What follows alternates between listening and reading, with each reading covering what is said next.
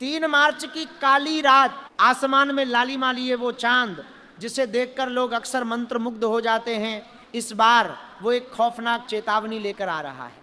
ये कोई साधारण खगोलीय घटना नहीं है, बल्कि एक ऐसा मायावी और रहस्यमयी समय है जब ब्रह्मांड की सबसे भयंकर और नकारात्मक ऊर्जाएं सीधे पृथ्वी की ओर आकर्षित होती हैं। क्या आपने कभी सोचा है कि हमारे पूर्वज ग्रहण के समय इतने डरे हुए क्यों रहते थे? क्या वह सिर्फ एक अंधविश्वास था?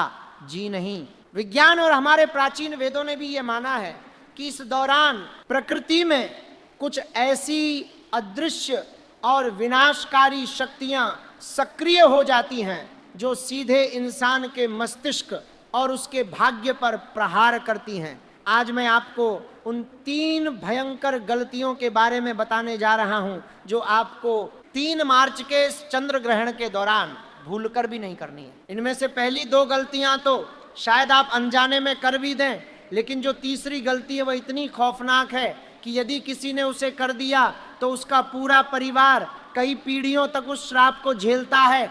तीसरी गलती सीधे आपकी आयु, आपके भाग्य और आपके वंश से जुड़ी है। इसलिए उस तीसरी गलती को जानने से पहले इस रहस्यमयी चक्र को समझना बहुत जरूरी है। आखिर चंद्र ग्रहण होता क्यों है और ये इतना डरावना क्यों माना जाता है?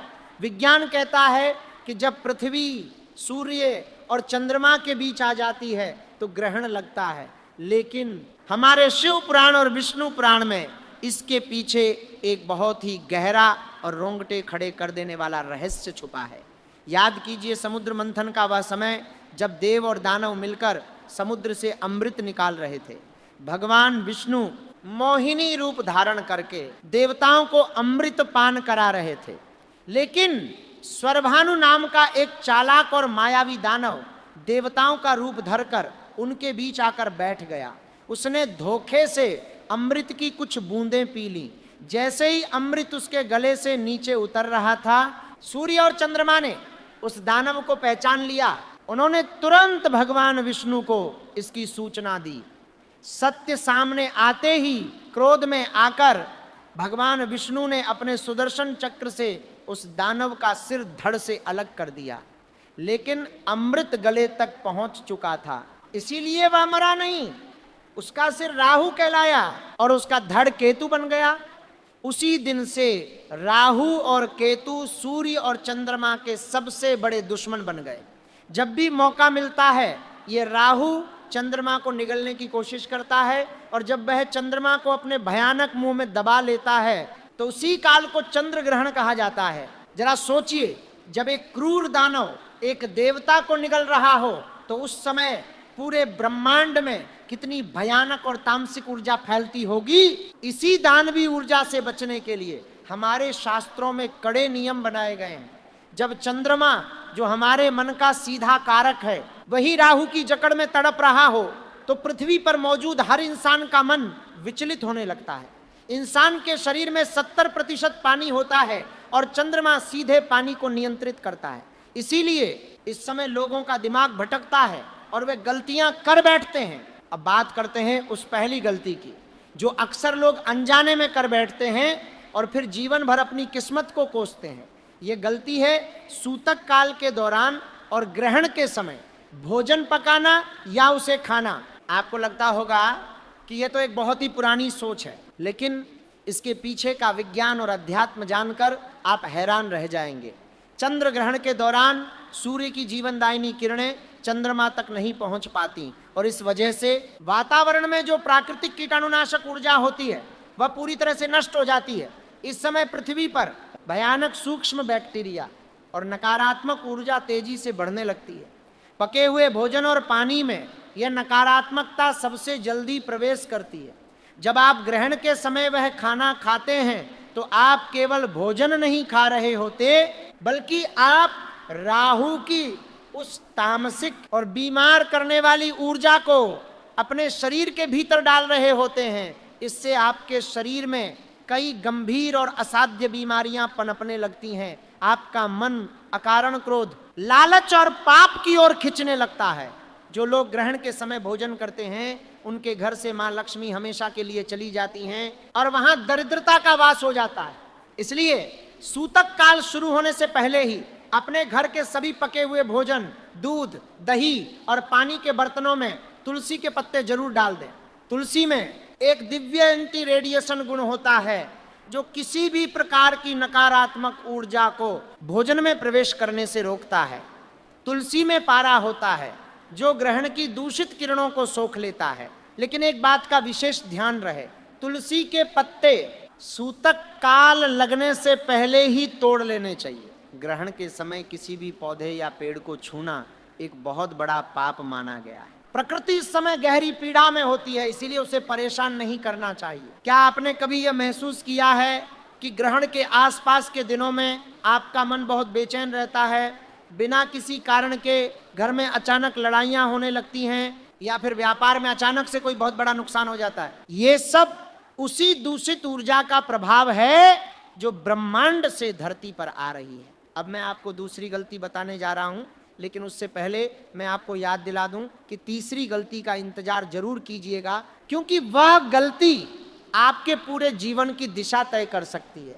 कई बार हम सोचते हैं कि हम बहुत पूजा पाठ करते हैं, बहुत दान करते हैं, फिर भी हमारे साथ हमेशा बुरा ही क्यों होता है? उसका असली कारण यही छोटी छोटी लेकिन भयंकर गलतियां होती हैं जिन्हें हम अक्सर नजरअंदाज कर देते हैं और बाद में पछताते हैं। दूसरी भयंकर गलती जो आपको भूलकर भी नहीं करनी है वह है भगवान की मूर्तियों को छूना और इस समय गहरी नींद में सोना।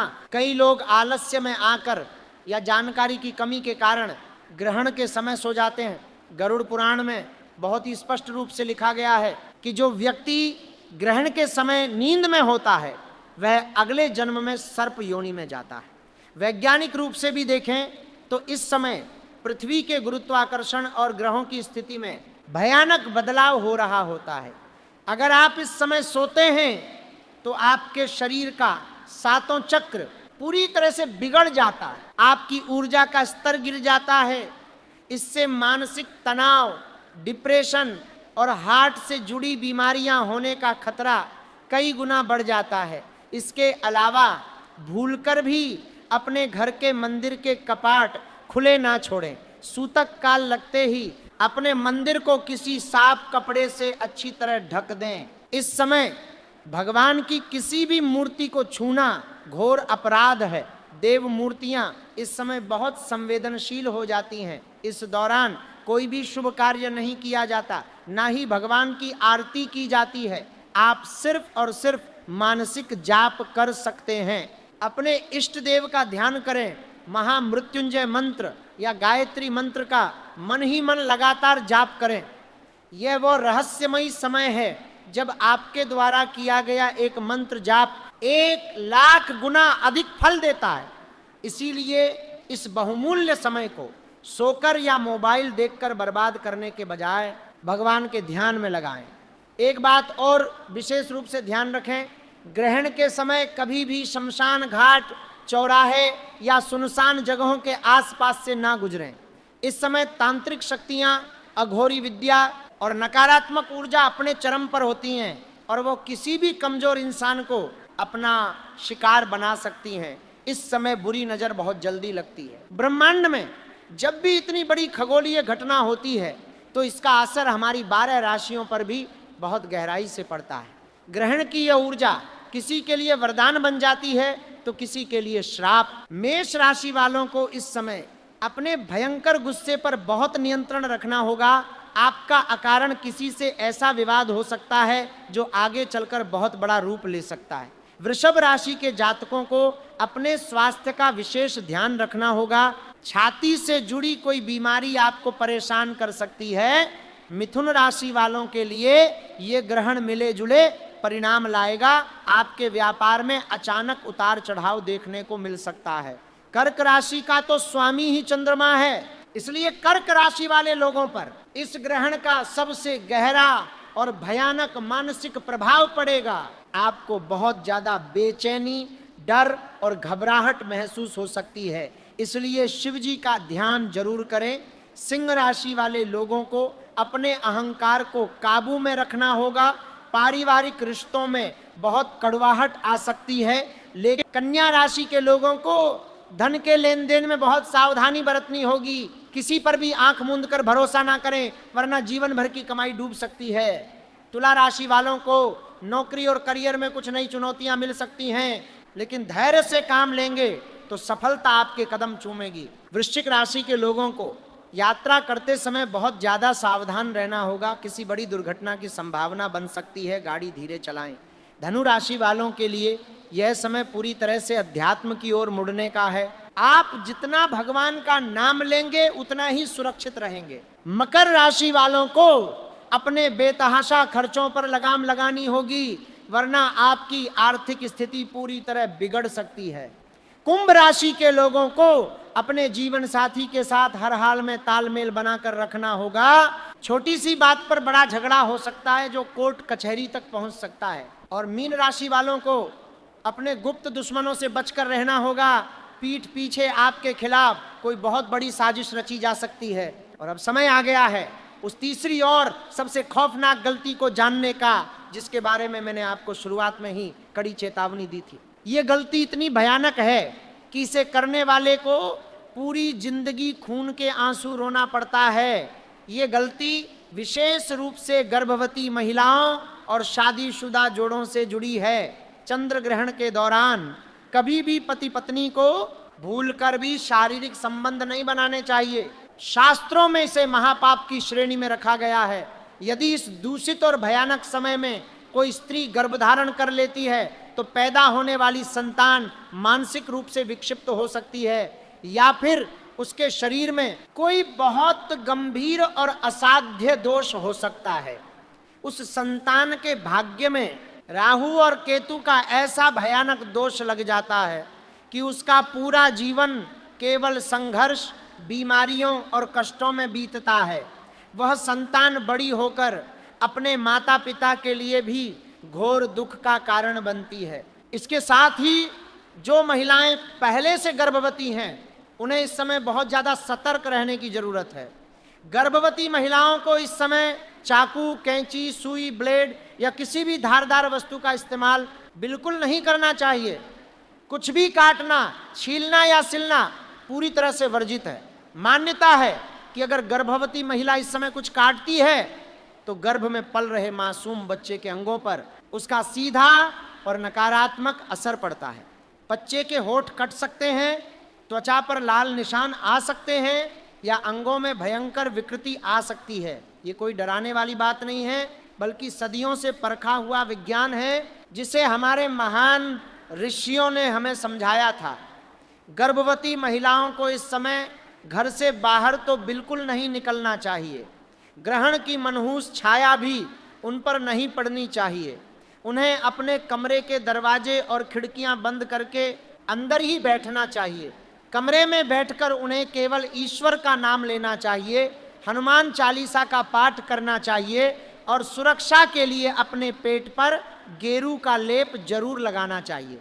गेरू मिट्टी एक विशेष प्रकार की लाल मिट्टी होती है जो ग्रहण से निकलने वाले खतरनाक विकिरणों को पेट तक पहुंचने से पूरी तरह रोकती है और बच्चे की रक्षा करती है। ग्रहण के समय केवल डरना ही नहीं है, बल्कि इस जादुई समय का सही उपयोग भी करना है। हमारे प्राचीन मुनियों ने ग्रहण के समय को तंत्र मंत्र साधना और सिद्धि के लिए सबसे उत्तम माना है। आप शायद यह नहीं जानते होंगे कि जो मंत्र आप आम दिनों में महीनों तक जपते हैं, वही मंत्र अगर ग्रहण के मध्यकाल में जपा जाए तो वह मात्र कुछ ही घंटों में सिद्ध हो जाता है। अगर आपके जीवन में धन की बहुत कमी है, कर्ज बढ़ता जा रहा है, तो आप इस दौरान ओम श्री हरि श्री कमले कमलालये प्रसीद प्रसीद श्री हरि श्री ओम महालक्ष्मये नमः मंत्र का लगातार जाप कर सकते हैं। ये कोई साधारण मंत्र नहीं है। ग्रहण की रहस्यमयी ऊर्जा के साथ मिलकर ये मंत्र आपके घर के बंद हुए आर्थिक द्वार हमेशा के लिए खोल सकता है। अगर घर में बीमारियां पीछा नहीं छोड़ रही हैं, दवाइयां काम नहीं कर रही हैं, तो महामृत्युंजय मंत्र का मन ही मन जाप करें। लेकिन ध्यान रखें, ये सब आपको बिना किसी माला के और बिना होंठ हिलाए केवल मानसिक रूप से करना है। आंखें बंद करके एक शांत और अंधेरे कमरे में बैठें और अपनी आती जाती श्वास पर ध्यान केंद्रित करें। जब ये खौफनाक ग्रहण समाप्त हो जाए तो उसके तुरंत बाद कुछ विशेष कार्य करना बहुत जरूरी है, वरना घर में नकारात्मक ऊर्जा रह जाती है। ग्रहण के मोक्ष काल के बाद सबसे पहले स्नान जरूर करें। जो कपड़े आपने ग्रहण के समय पहन रखे थे उन्हें तुरंत पानी से धो लें। पूरे घर में खासकर कोनों में गंगा जल का छिड़काव करें ताकि घर की पूरी तरह से शुद्धि हो सके। मंदिर की मूर्तियों को भी गंगा जल से स्नान कराएं। इसके बाद ही रसोई में ताजा भोजन बनाएं। ग्रहण के बाद दान करने का बहुत अधिक महत्व बताया गया है। अपने सामर्थ्य के अनुसार किसी गरीब या जरूरतमंद को सफेद अनाज जैसे चावल, सफेद वस्त्र, चीनी या पैसों का दान जरूर करें। ऐसा करने से ग्रहण का कोई भी बचा हुआ नकारात्मक प्रभाव आपके और आपके परिवार के ऊपर नहीं पड़ेगा और आपके जीवन में सुख, शांति और समृद्धि हमेशा बनी रहेगी। प्रकृति के इन खगोलीय चक्रों को समझना हमारे लिए बहुत जरूरी है। ये पूरा ब्रह्मांड ऊर्जा के एक अदृश्य खेल से चलता है और हम सब उसी विशाल ऊर्जा का एक छोटा सा हिस्सा हैं। अगर हम इन प्राचीन नियमों का पालन करते हैं तो हम खुद को और अपने परिवार को कई अनचाही मुसीबतों से आसानी से बचा सकते हैं। 3 मार्च का यह चंद्र ग्रहण कोई सामान्य दिन नहीं है। इसे हल्के में लेने की भूल तो बिल्कुल भी ना करें। जो बातें आज आपको बताई गई हैं उन्हें गहराई से समझें और अपने जीवन में जरूर उतारें। इस जानकारी को केवल अपने तक सीमित ना रखें, इसे अपने परिवार, दोस्तों और चाहने वालों तक जरूर पहुंचाएं ताकि वे भी इन भयानक और अनजाने में होने वाली गलतियों से बच सकें और उनका जीवन भी सुरक्षित रहे।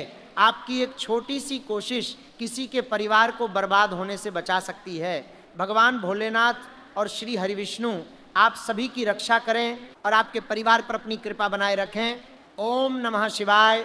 जय श्री राम।